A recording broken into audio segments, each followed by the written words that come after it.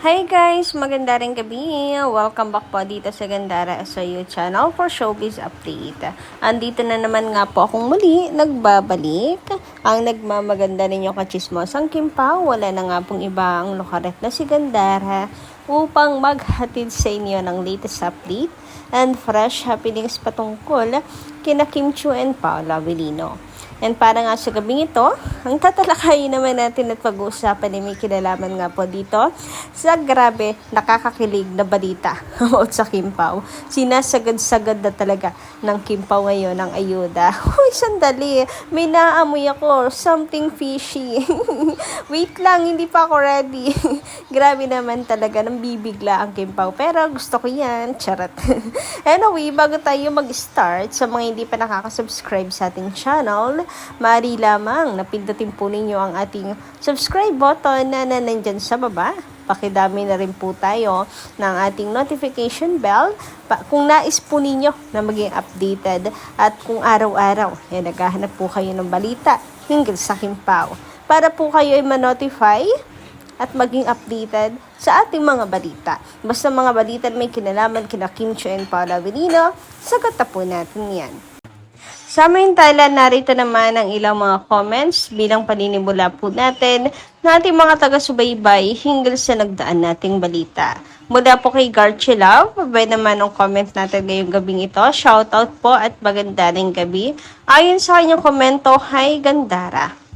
Yes po, sure na po. Bibisitahin nila si Aki kasi may ticket na sila for New York. Ay, nakakakilig naman na balita. Kim Pao Universe, Gandara, kahit sang sulok ng mundo, may Kim Pao Universe po na lagi sumusuporta sa Kim Pao. Tama ka dyan, mga basher. Tama ka dyan, Gandara.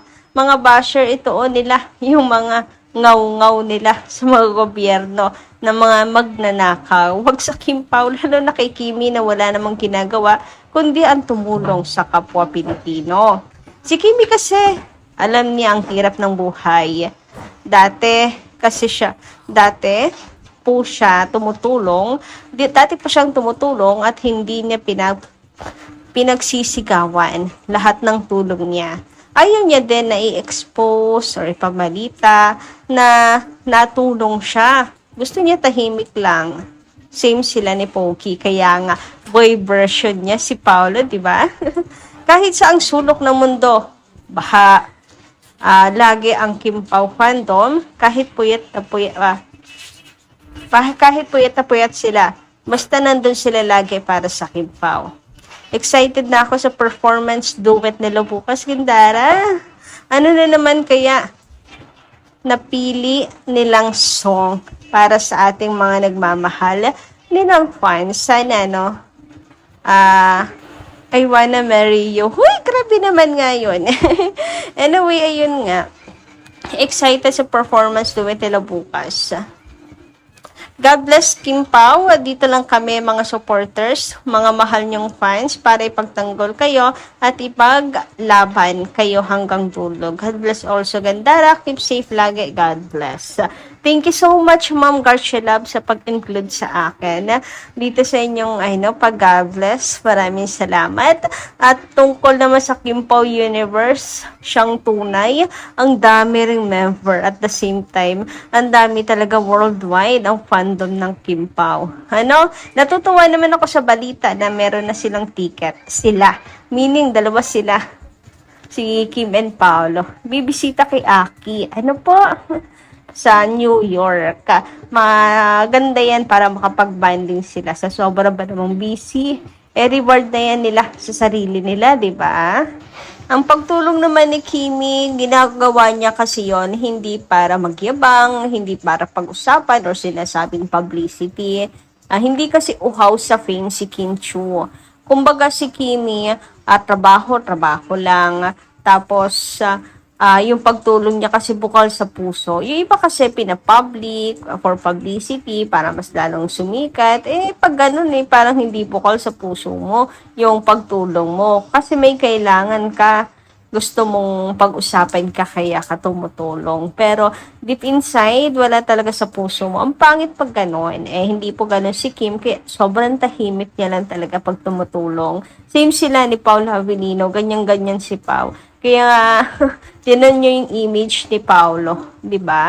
Hindi kasi siya, hindi kasi alam talaga ng mga tao kung sino yung mga malapit sa kanya. Yan, siya yung tunay na nakakakilala sa kanilang dalawa. Kaya matuturing po talaga na soulmate ang dalawang to. 'Di ba? Anyway, mula naman po kay Ma'am Norma Dayag. Nako, gandara. Shoutout po pala sa inyo at magandarang gabi. Mga bashers, wala na silang mai-bash sa Kim Pao. Kaya sabi nila, boycott. Nako, mga bashers. Wala nang maniniwala sa inyo kasi yun din ang sinabi niya sa May Love Will Make You Disappear. Pero ano ang nangyari? Kabaliktaran. Super, super blockbuster movie that makes history in Philippine movie. Kaya wag kayo bashers ha. Stop yung kayabangan nyo. Kasi God is always on the right, not on the left. To God be all the glory, now and forever, to Kim Pao. So, ayan, hayaan nyo na sila. Mamboycott ba sila? Bakit? Sino ba sila, no? Hindi naman po sila kawalan. Eh, kung gusto nila mong boycott, bala sila sa buhay nila. Walang pumipilit sa kanila.